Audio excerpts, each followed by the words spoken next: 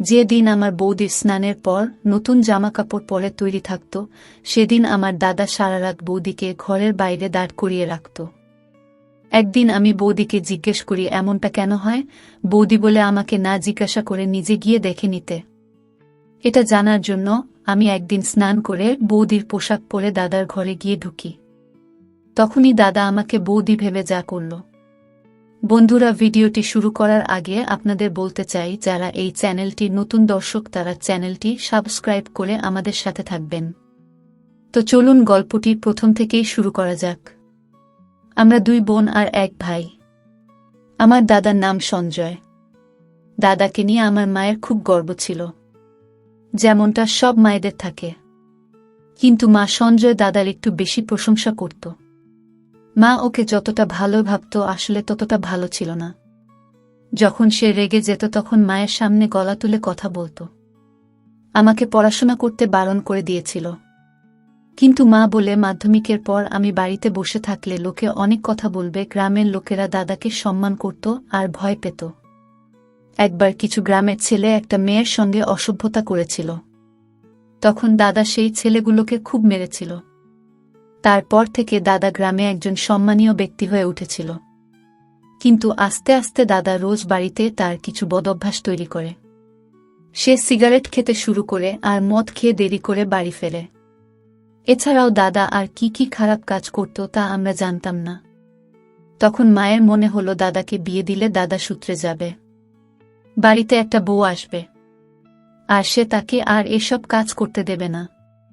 তার দায়িত্ব বাড়বে আর সংসারে মন বসবে। কিন্তু মায়ের এই ভাবনাটা ভুল ছিল। যাকে বাড়ির বউ করে আনা হবে সে কোনো ডাক্তার নয় যে দাদাকে ঠিক করে ফেলবে। আর বিয়েটা কোনো চিকিৎসা পদ্ধতিও নয়। বিয়েটা একটা দায়িত্ব, আর সেটা সে নিতে পারে যার এটা নেবার যোগ্যতা আছে।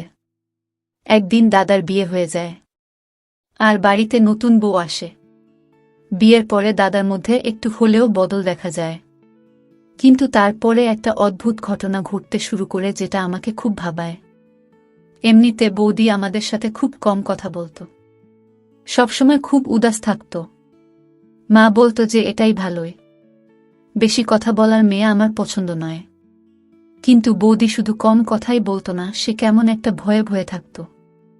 আমি মাকে বলি যে বৌদির হয়তো এই বাড়িতে কোনো অসুবিধা হচ্ছে। দাদা কি বৌদির সাথে খুব ঝগড়া করে? মা বলে এমনটা একেবারেই নয়। এই বংশের ছেলেরা তাদের বউকে খুব সম্মান করে আর ভালোবাসে। তোর দাদা একসময় বিয়ের জন্য পাগল ছিল। তার যখন 13 বছর বয়স ছিল তখন থেকে সে বলতো আমাকে বিয়ে দিয়ে দাও। কিন্তু তারপর সংসারের দায়িত্ব তার উপর এসে পড়ে। তোর দাদা দেখতে এক সুন্দর আর জোয়ান ছেলে। তোর বৌদির ভাগ্য ভালো যে সে এমন একটা স্বামী পেয়েছে। সারা গ্রামে এত ভালো ছেলে খুঁজে পাওয়া যাবে না। মাত্র দাদার প্রশংসা করতে ব্যস্ত ছিল। কিন্তু আমি জানি বৌদির কিছু একটা অসুবিধে হচ্ছিল। একদিন আমি দেখি বৌদি দাদার ঘরের বাইরে দাঁড়িয়ে আছে। মনে হচ্ছিল যেন তাকে ঘর থেকে বের করে দেওয়া হয়েছে, যেমনটা স্কুলের ছাত্রদের শাস্তি দেওয়ার জন্য ক্লাসের বাইরে দাঁড় করিয়ে রাখা হয়। তখন রাতের বেলা ছিল। এই সময় তো বৌদির ঘরের ভেতরে থাকার কথা। সে মাথা নিচু করে দাঁড়িয়েছিল। আমাকে দেখে সে নিজের চোখের জল মুছে। আজ তো বৌদি নতুন শুরু করেছিল। সে স্নান করে তৈরি ছিল। আমি বললাম, বৌদি আজ তোমাকে খুব সুন্দর দেখাচ্ছে। বৌদি লম্বা চুল ছিল। তার নাম ছিল রচনা। আমি তাকে জিজ্ঞেস করি, তুমি বাইরে কেন দাঁড়িয়ে আছো? তুমি কাঁদছো কেন? সে বলে, না না, আমি কাঁদছি না। আমার চোখে কি যেন পড়ল, কিন্তু আমি বুঝতে পারছিলাম যে বৌদি কাঁদছিল। আমি আবার জিজ্ঞেস করলাম, তুমি বাইরে কেন দাঁড়িয়ে আছো? সে বলে, এমনি দাঁড়িয়ে আছি। আমি বুঝতে পারলাম যে বৌদি আমাকে কিছু বলতে চায় না। তাই আমি রান্নাঘরে চলে গেলাম নিজের জন্য খাবার বানাতে। রান্নাঘর থেকে দাদার ঘরের দরজা পরিষ্কার দেখা যেত। আমি দেখি বৌদি এখনো সেখানেই দাঁড়িয়ে আছে। আমি রুটি আর তরকারি বানালাম, কিন্তু বৌদি সেখান থেকে নড়ল না। সে আমার দিকে পিছন করে দাঁড়িয়েছিল। মনে হয় সে কাঁদছিল। দাদা তো ঘরের ভেতরেই ছিল। ঘরের দরজাটা খোলা ছিল। তাহলে বৌদি ঘরের বাইরে কেন দাঁড়িয়ে আছে, এত সুন্দর জামাকাপড় পরে সেজেগুজে আছে? দাদা তো উচিত বৌদিকে ঘরের বাইরে বেরোতে না দেওয়া, কিন্তু বৌদি ঘরের বাইরে দাঁড়িয়ে আছে। আমি খাবার বানিয়ে নিজের ঘরে চলে গেলাম। সকালে যখন উঠলাম তখন দেখি বৌদি সেখানে নেই, কিন্তু কাল রাতে সে ঘরের বাইরে দাঁড়িয়ে কি করছিল আমি ব্যাপারটাকে ইগনোর করলাম। 3 দিন পেরিয়ে গেল। একদিন বৌদি আমাদের সাথে বসেছিল, তখন দাদার ফোন আসে। দাদা বলে যে আজকে দুপুরের খাবার খেতে বাড়িতে আসতে পারবে না, কিন্তু দাদা না খেলে বৌদি খায় না। বৌদির খুব খিদে পেয়েছিল। আমি বললাম, বৌদি দাদা তো আজ খেতে আসবে না, তুমি বরং আমাদের সাথে বসে খেয়ে নাও। বৌদি যখন আমাদের সাথে খেতে বসে তখন মা হঠাৎ করে এদিক ওদিক দেখতে শুরু করে আর বলে, একটা বিচ্ছিরি গন্ধ আসছে, তুই কি কোনো ঘর পরিষ্কার করতে ভুলে গেছিস? আমি বলি, আমি তো সব ঘর পরিষ্কার করেছি, জানি না এই গন্ধটা কোথা থেকে আসছে। বৌদি মাথা নিচু করে বসেছিল। সে তাড়াতাড়ি খেয়ে ওখান থেকে উঠে যায়, কিন্তু যে বৌদি ওখান থেকে চলে গেল তখনই সেই গন্ধটা চলে গেল। মা বলে, এই গন্ধটা ওর গা থেকে আসছিল, কিন্তু ও তো এরকম নয়, তাহলে এরকম নোংরা হয়ে কেন ঘুরে বেড়াচ্ছে? ও কি স্নান করে না? আমি মাকে বলি, না মা, আজ হয়তো বৌদির স্নান করতে ইচ্ছে করছে না। মা বলে, কেন? এটা কি জানুয়ারি ফেব্রুয়ারি মাস নাকি যে ঠান্ডায় স্নান করতে ইচ্ছে করবে না? এটা জুন মাস। তাছাড়া বিবাহিত মেয়েদের সব সময় স্নান করে পরিষ্কার হয়ে থাকা উচিত। এরকম নোংরা হয়ে থাকলে ছেলেরা সেটা পছন্দ করে না। আর আমি তোকে বলে রাখছি, তোর যখন বিয়ে হবে তখন রোজ ভালো করে স্নান করে পরিষ্কার হয়ে থাকবি, না হলে তো স্বামী তো দিকে ফিরে ও তাকাবে না। তোর বৌদির ও এটা বোঝা উচিত। আমি ওর সাথে কথা বলে আসছি। মা ওখান থেকে উঠে চলে গেল। আমি ভাবতে লাগে, কে জানে মা বৌদি কি বলবে, মায়ের কথায় তার খারাপ লাগতে পারে। কিন্তু বৌদি তার পরের দিনও স্নান করল না। সে 4-5 দিন ধরে স্নান না করেই থেকে যায়।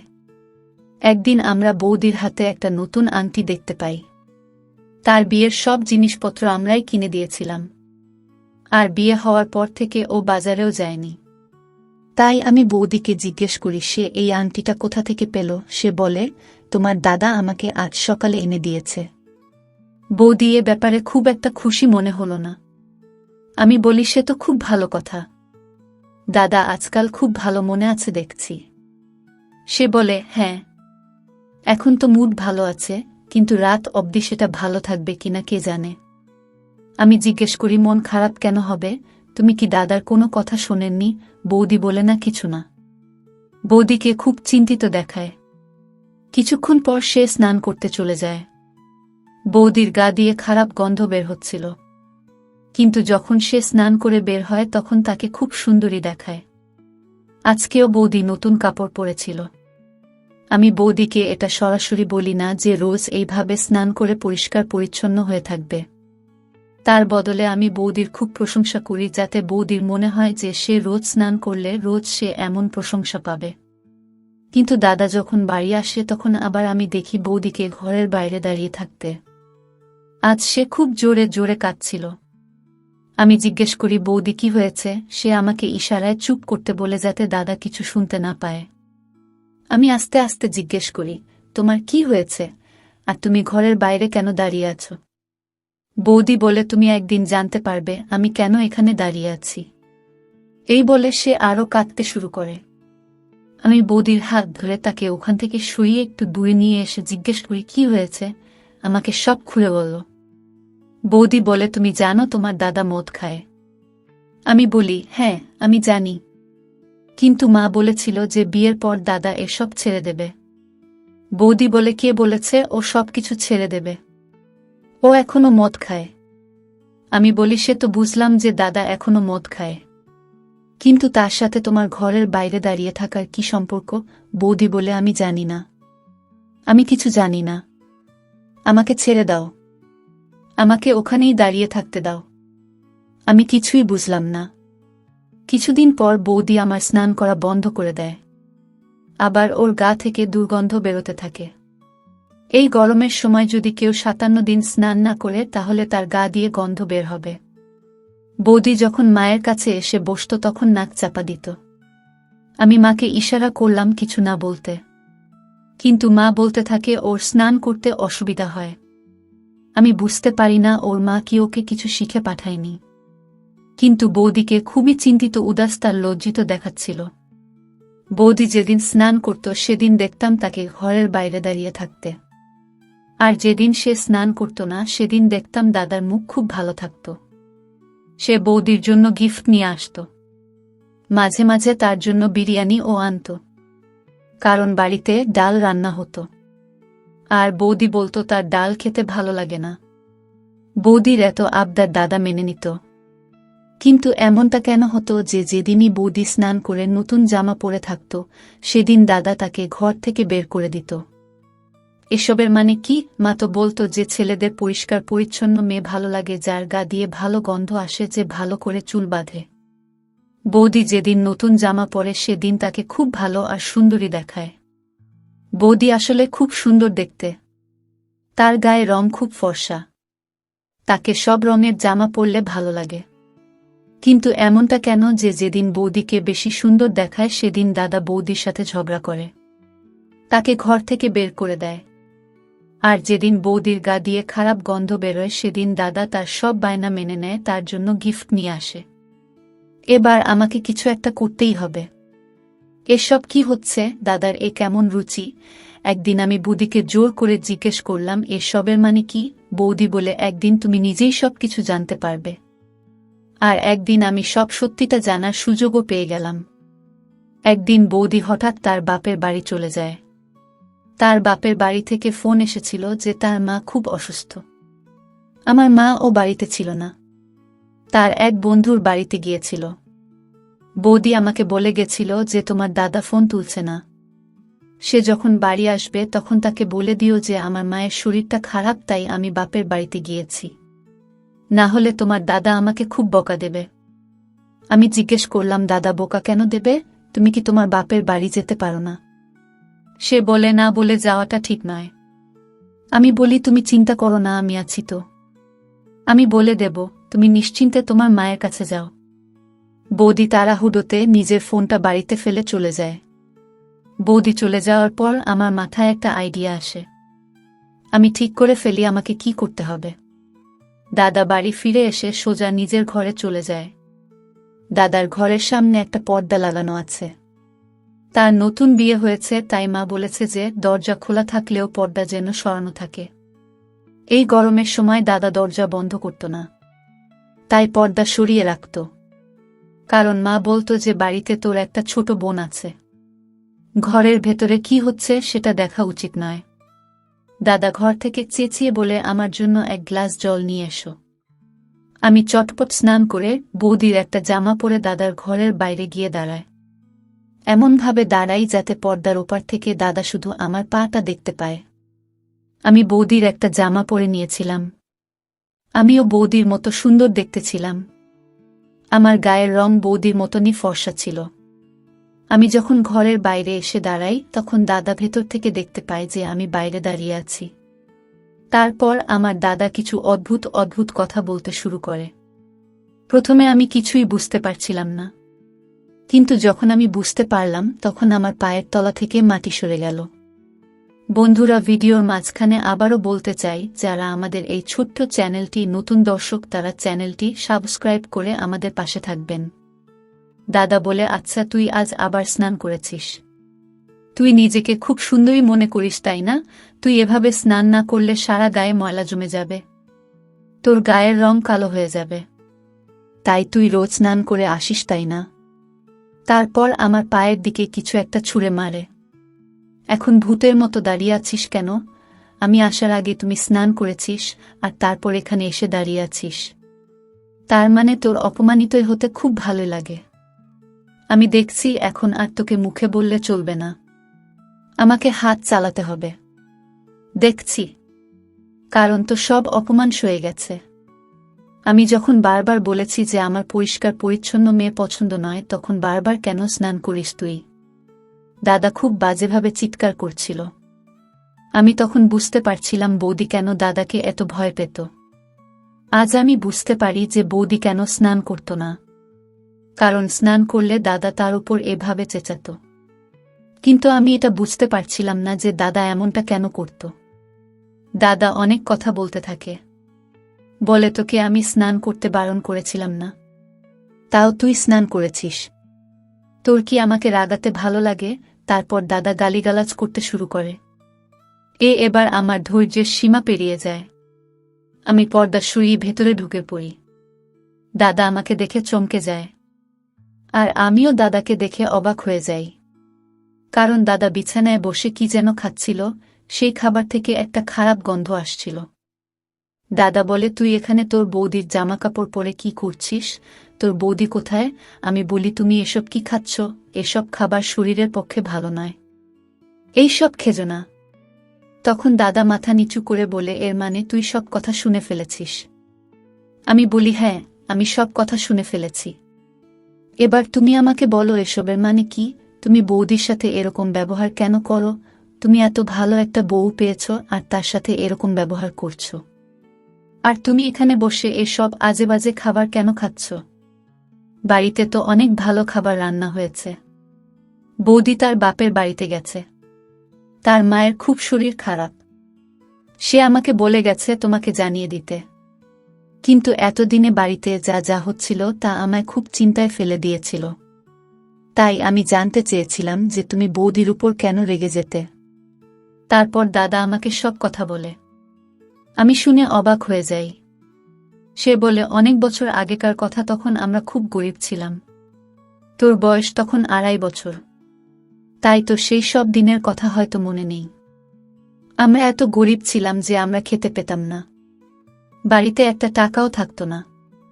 আমি লোকের বাড়িতে ঝাড়ামোছা করে 11 টাকা করে জমিয়ে 6 টাকার মধ্যে সবজি কিনে আনতাম। তারপর আমরা 3 জন খেতে পেতাম। তারপর আমি অনেক চেষ্টা করেও কোনো কাজ জোগাড় করতে পারলাম না। আমি দেখতে শুনতে তো ভালো ছিলাম, কিন্তু আমি কোনো কাজ জানতাম না। আমি লেখাপড়া করিনি। আমি বুঝতে পারছিলাম না আমি কি করব। তারপর বাবাও এই পৃথিবী ছেড়ে চলে যায়। তখন আমি একটা পণ্ডিতের সাথে দেখা করি। সে আমাকে বলে যে একটা উপায় আছে যেটা করলে আমার কোনোদিন টাকা পয়সার অভাব হবে না। সে আমাকে বলে, তোকে স্নান করা ছেড়ে দিতে হবে, সব সময় নোংরা হয়ে থাকতে হবে, খারাপ খাবার খেতে হবে, কোনো ভালো কাজ করা চলবে না। যখন তোর বিয়ে হবে তখন তোর বউকে বলবি সে যেন নোংরা হয়ে থাকে। সে যদি স্নান করে তাহলে তো সব টাকা পয়সা শেষ হয়ে যাবে। সে আমাকে আরও কিছু জিনিস করতে বলেছিল। সে সব করার পর আমি দেখি সত্যিই আমার কাছে অনেক টাকা আসে। আজ এই সংসার সেই টাকায় চলে। তুই বল, আজ অবধি এমন কি কখনো হয়েছে যে তুই কিছু খেয়েছিস আর আমি সেটা তোকে কিনে দিতে পারিনি? আমি কি কখনো বলেছি যে আমার কাছে টাকা নেই, তাই আমি এটা মানতে পারবো না? এই জন্য আমি বিয়ে করতে চাইনি, কারণ আমি জানতাম আমার বউ আমার কথা মেনে চলবে না, কিন্তু মা জোর করে আমার বিয়ে দিয়ে দেয়। তাই আমি তোর বৌদিকে বলি যে সে যেন স্নান না করে। 56 দিন সে আমার কথা মেনে চলে, কিন্তু তারপর তার মাথায় ভূত চাপে। সে বলে আমি পুজো না করে থাকতে পারবো না। তাই পুজো করার জন্য সে স্নান করে ফেলে। তাই যেদিনই ও স্নান করে পরিষ্কার হয়ে আমার কাছে আসে, আমি তখন খুব রাগ করি। আমাদের মধ্যে ঝগড়া হয়, আর আমি তাকে ঘর থেকে বের করে দিই। কারণ ও যদি পরিষ্কার হয়ে থাকতে শুরু করে তাহলে আমার সব টাকা ফুরিয়ে যাবে। আমি দাদাকে বলি, তুমি আজকালকার দিনে এসব অন্ধ কথা বিশ্বাস করো? কে বলেছে তোমাকে এসব কথা? তোমার কাছে টাকা আসে কারণ তুমি কাজ করো, তুমি পরিশ্রম করে টাকা রোজগার করো। উপরে ভগবান আছে, তিনি কাউকে অভুক্ত রাখেন না। যে খাতে ভগবান তাকে সাহায্য করে। তুমি যেটা করছো সেটা ঠিক নয়, এর ফল তোমায় ভোগ করতে হবে। তোমার কাছে যা আছে সেটাও আর থাকবে না। তুমি এসব করা বন্ধ করো, আর এইসব খাবার খেতে হবে না। আমি খাবারটা তুলে ডাস্টবিনে ফেলে দিই। তারপর দাদাকে অনেক বোঝাই। দাদা বলে, আবার যদি আমাদের সেই দারিদ্র অবস্থা ফিরে আসে তাহলে তোকে আর তোর বৌদিকে দেখবে। তোর বৌদি মা হতে চলেছে, আজ সকালে সে আমাকে খবরটা দেয়। আমি দাদাকে বলি যে কিছু হবে না, ভগবান আমাদের পাশে আছে। দাদা বলে তোর পড়াশোনা অনেক খরচ, তারপর তোর বিয়ের খরচা আছে। আমি দাদাকে বলি তুমি ভগবানের উপর ভরসা রাখো, আর এসব করা বন্ধ করো, ভগবানের কাছে ক্ষমা চেয়ে নাও। দাদাকে আমি আমার দিদি, আমি তার একমাত্র বোন ছিলাম। সে আমাকে খুব ভালোবাসত। দাদা আমার কথা মেনে নেয়। সে স্নান করে পরিষ্কার হয়ে আসে। বৌদি ফিরে এসে দাদাকে দেখে অবাক হয়ে যায়। বৌদি নিজের ঘরে পা রাখার আগে আমার দিকে তাকায়। আমি মাথা নেড়ে বলি এবার সব কিছু ঠিক হয়ে যাবে। দাদা ওই সব কাজ করা ছেড়ে দিয়েছে। বৌদি খুব খুশি হয়, আমাদের বাড়ির পরিবেশটাও খুব ভালো হয়ে ওঠে। একদিন আমরা খবর পাই যার সাথে পার্টনারশিপ করে দাদা গাড়ির ব্যবসা করত সে অন্য শহরে চলে যাচ্ছে। সে একটা ভালো চাকরি পেয়েছে, আর সে চায় এবার থেকে পুরো ব্যবসাটা দাদা একা সামলান। দাদা এই ব্যবসার একমাত্র মালিক হয়ে ওঠে। সেই লোকটার কাছে এমনিতেই অনেক টাকা পয়সা ছিল, তাই এই ব্যবসা সে পুরোপুরিভাবে দাদার হাতে ছেড়ে দেয়। এর কোনো প্রফিটে সে রোষে নেবে না বলে দেয়। তার মানে এবার থেকে এই ব্যবসায় পুরো প্রফিটটাই আমাদের। দাদা স্বীকার করে যে সে ভুল ভেবেছিল। মানুষ পরিশ্রম করলে ভগবান তাকে সাহায্য করে। পরিশ্রমের ফল মানুষ একদিন ঠিক পায়। আজকাল দাদা খুব পরিষ্কার পরিচ্ছন্ন হয়ে থাকে। আমার ভালো লাগে দেখে যে দাদা নিজেই ভুলটা বুঝতে পেরেছে। আমাদের বাড়িতে বেশ ভালো টাকা আসতে থাকে। বৌদি ও সুখবরটা সবাইকে জানিয়ে দেয়। সবকিছু ঠিক হয়ে যায়। কিন্তু আমি এখনো ভাবি যে কি দাদাকে এসব ভুল বুঝিয়েছিল। যে দাদাকে এসব কথা বলেছিল সে মোটেই ভালো মানুষ নয়। বিপদে পড়লে মানুষ এসব ভুল পরামর্শ মেনে নেয়, কিন্তু তাতে কোনো লাভ হয় না। দাদার কাছে যে টাকা আসছিল সেটা তার পরিশ্রমের ফল ছিল। আজকাল দাদা বলে যে আমি ঠিক সময় তার চোখ খুলে দিয়েছে। ভগবানের কৃপায় এখন আমাদের বাড়ির অবস্থা খুব ভালো। কিন্তু আপনাদেরকে বলে রাখি যে কখনো নিজের উপর থেকে আস্থা হারিয়ে ফেলবেন না, কারণ ভগবান ছাড়া কেউ আপনাকে কিছু দিতে পারবে না। প্রিয় বন্ধুরা, গল্পটি কেমন লেগেছে তা অবশ্যই কমেন্ট করে জানাবেন। আর নিয়মিত এমন আলাদা স্বাদের গল্প শুনতে ভিডিওটিতে লাইক এবং চ্যানেলটিকে সাবস্ক্রাইব করে সাথেই থাকুন। ধন্যবাদ সবাইকে।